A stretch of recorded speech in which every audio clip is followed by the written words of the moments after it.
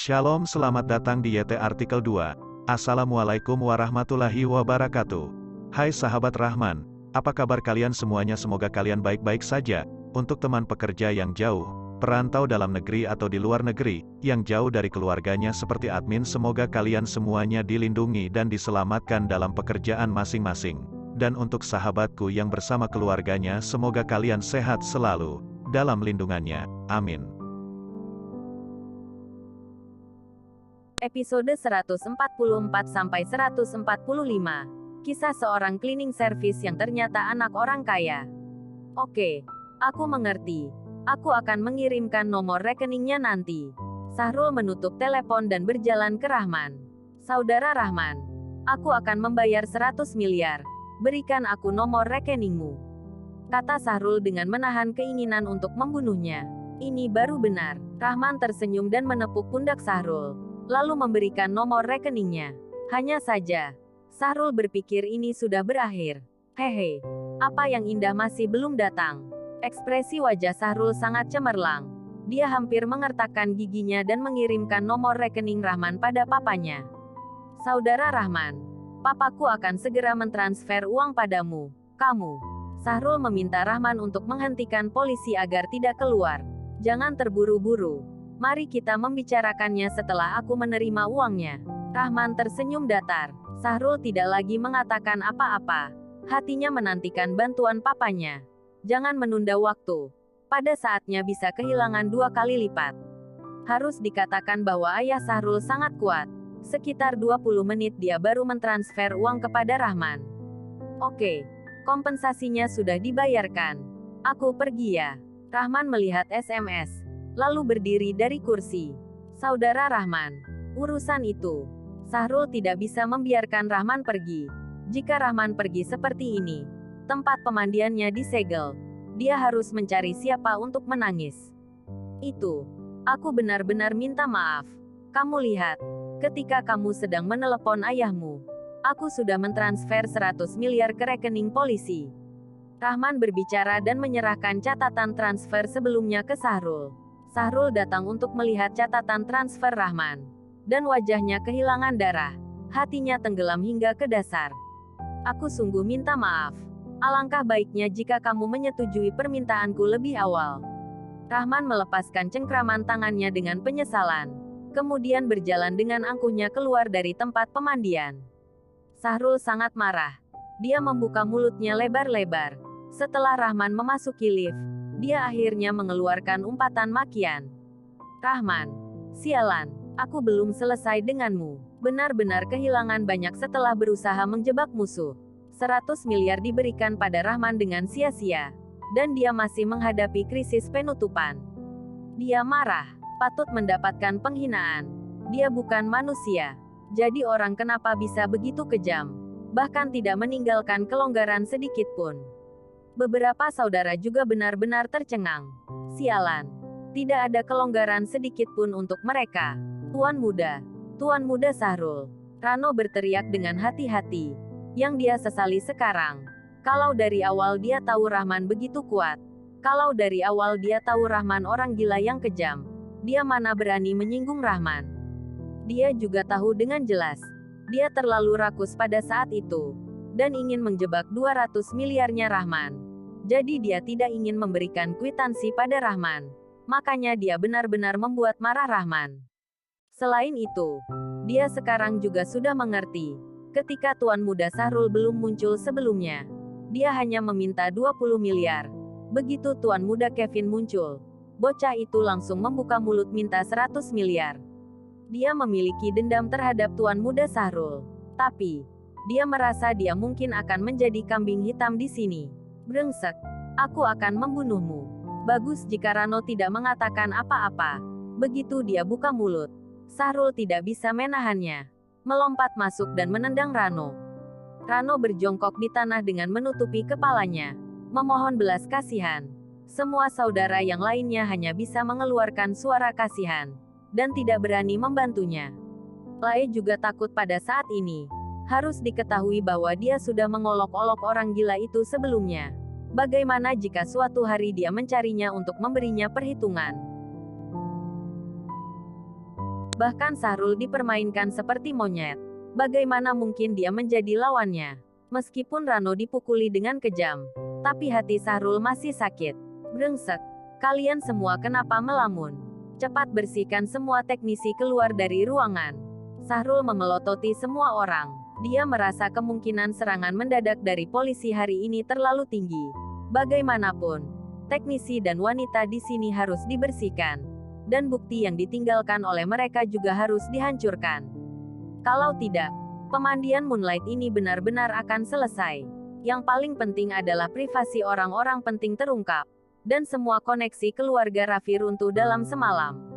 Tanpa hubungan antara pihak-pihak, bagaimana mungkin keluarga Raffi-nya berdiri di tengah-tengah 4 keluarga? Pasti dengan cepat sudah diperas oleh keluarga lain. Tapi ketika Rano dan yang lainnya belum bergerak, mereka melihat sekelompok polisi menyerbu masuk. Jantung Sahrul berdebar. Kakinya menjadi lemas. Dan dia ingin mati. Rahman keluar dari pemandian Moonlight dan menemukan ibu mertuanya dan Lisa menunggunya di samping mobilnya. Membuatnya hatinya menjadi sedikit lebih hangat. Meskipun dia juga berharap mereka berdua akan pergi lebih dulu. Tapi jika keduanya benar-benar langsung pergi, dia tetap akan sedikit tidak bahagia. Kakak ipar, mereka tidak mempersulitmu, kan? Lisa melangkah maju. Ada perhatian di kata-kata dan perbuatannya. Rahman menggelengkan kepalanya. Pasti mempersulit dia. Hanya saja apa dia tipe orang yang bisa dengan mudah dipersulit? Apa mereka sudah memberimu kwitansinya? Rina paling khawatir dengan nota pinjaman. Jika nota pinjaman masih di tangan pihak lain, dia mungkin akan diperas. Ya, tapi aku sudah membakarnya. Apa kalian mau pulang? Aku antar kalian pulang. Rahman berkata, kamu tidak perlu mengantar kami. Tapi menantu yang baik. Kamu memiliki begitu banyak uang. Sekarang mama miskin. Hampir tidak mampu membeli nasi. Berikan mama sedikit uang. Tidak, pinjam. Mama pasti akan mengembalikannya di masa depan. Rina menatap Rahman dengan penuh harapan. Lanjut ke episode berikutnya. Episode 145. Rahman mengerutkan keningnya. Dia bukannya tidak rela memberi Rina uang. Tapi dia takut Rina masih tidak berubah. Tapi dia masih mengangguk dan berkata, berapa yang kamu inginkan? Beri aku 40 miliar. Jika tidak, 20 miliar juga boleh, kata Rina. Rahman benar-benar mengerutkan keningnya sekarang. Dia tahu bahwa mertuanya sekeluarga tidak punya banyak uang sekarang. Dan begitu Rina membuka mulut, dia langsung meminta 20-40 miliar. Dia berani percaya. Jika dia memberi Rina uang ini, Rina pasti akan pergi berjudi. Aku sudah tidak punya uang. Aku akan kembali dan berdiskusi dengan Luna. Dia seharusnya masih memiliki sedikit uang. Rahman akhirnya memutuskan untuk tidak memberikan uang pada Rina. Menurut pendapatnya, jika ingin memberikan uang, dia juga harus memberikannya pada ayah mertuanya, yaitu Ruben. Kenapa kamu tidak punya uang? Bukankah kamu baru saja memenangkan 200 miliar? Rina tiba-tiba menjadi tidak senang. Ini menantunya sendiri. Meminta uang padanya sangat sulit. Nanti akan menjadi lebih serius. Apa kamu tidak lihat dengan mata sendiri aku kalah habis di pesta ulang tahun Sahrul? Rahman berkata dengan datar. Hah, tidak ada uang masih datang ke tempat ini. Jangan bilang kamu tidak tahu tempat apa ini. Wajah Rina tenggelam. Dia menggerutu dengan dingin. Rahman mengerutkan keningnya. Dia tidak bisa mendengar arti dari kata-kata Rina. Dalam hatinya berkata, aku melihat kalian berdua ditangkap. Apa aku akan datang ke sini? Dia melirik Rina dengan ringan. Menarik pintu mobil dan duduk. Tidak ingin berurusan dengan Rina. Apa kamu percaya? Aku akan segera menelepon Luna dan mengatakan kamu di sini dan bermain wanita. Rina mengancam dari sebelah jendela Rahman. Jika bukan karena terjadi sesuatu pada kalian, apa aku akan berada di sini? Rahman kesal. Hah, bagaimana mungkin ada kebetulan seperti itu? Kamu jelas melihat bermain di belakang Luna. Makanya kamu melihat kami. Kamu jelas-jelas takut kami akan menuntut. Jadi kamu pura-pura membantu kami, kan? Kata Rina dingin. Katakan saja apa yang kamu suka. Mulutmu ada di mulutmu. Terserah kamu. Rahman menjawab dengan tidak nyamannya. menyalakan mobil dan langsung pergi. Bertemu ibu mertua seperti itu. Apalagi yang bisa dia katakan? Kecuali marah dan depresi. Dia tidak bisa melakukan apa-apa. Ma, kakak ipar mungkin benar-benar tidak punya uang. Kamu lihat dia benar-benar kehilangan 180 miliar terakhir kali. Kita semua melihatnya. Kamu jangan memaksanya. Lisa masih sangat berterima kasih Rahman muncul tepat waktu untuk menyelamatkannya. Jika tidak, dia bahkan tidak berani membayangkan apa yang akan terjadi hari ini. Jika Rahman tidak datang untuk membayar kembali pinjaman uang mamanya hari ini akan menjadi hari paling gelap dalam hidupnya. Hah, bagaimana mungkin dia tidak ada uang? Jika dia tidak punya uang, bagaimana dia bisa membantuku membayar 2,4 miliar? Bagaimana dia bisa datang ke tempat seperti itu untuk bermain-main? Rina bertanya, mungkin kakak ipar benar-benar melihat kita ditarik ke dalam mobil dan diam-diam mengikuti kita. Lisa membela Rahman. Kamu percaya padanya? Bajingan ini sendiri sudah memenangkan jackpot. Tidak peduli pada kakakmu. Dia jelas-jelas datang ke tempat seperti ini untuk bermain. Mana ada kebetulan seperti itu? Tidak. Aku harus menelepon kakakmu.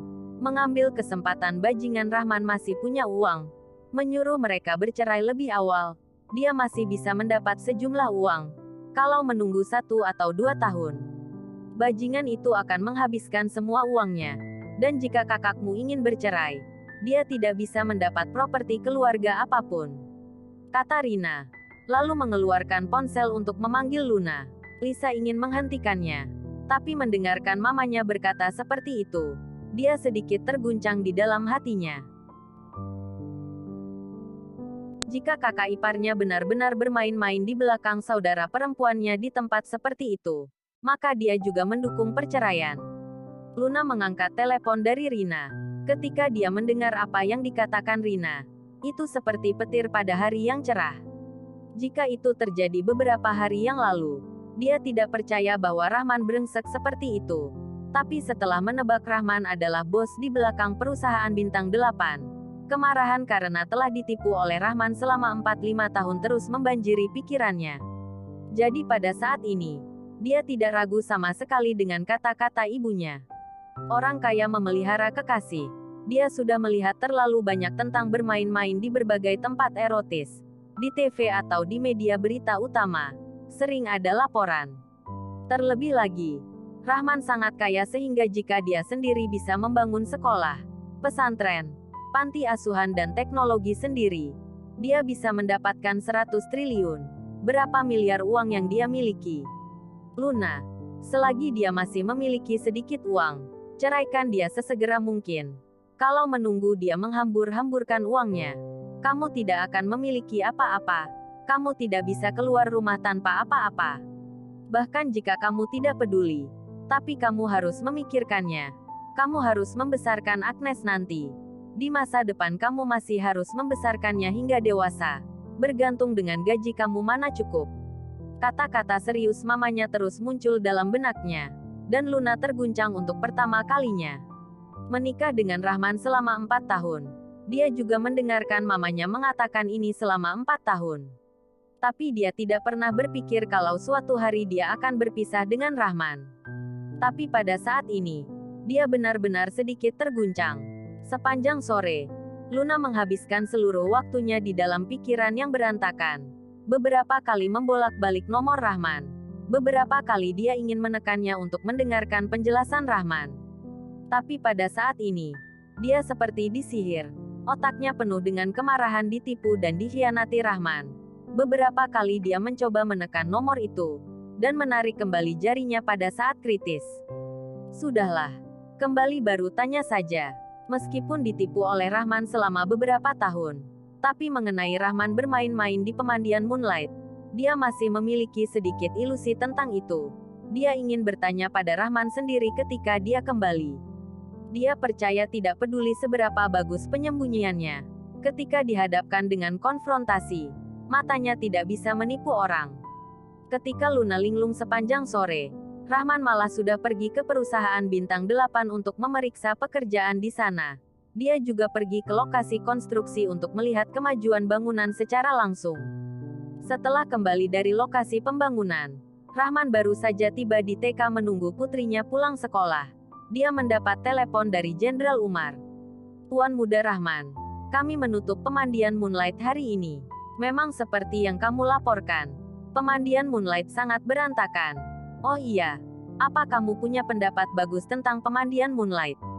Jenderal Umar bertanya dengan hati-hati. Rahman mendengar kata-kata Jenderal Umar dan tercengang. Jenderal Umar adalah pemimpin di biro.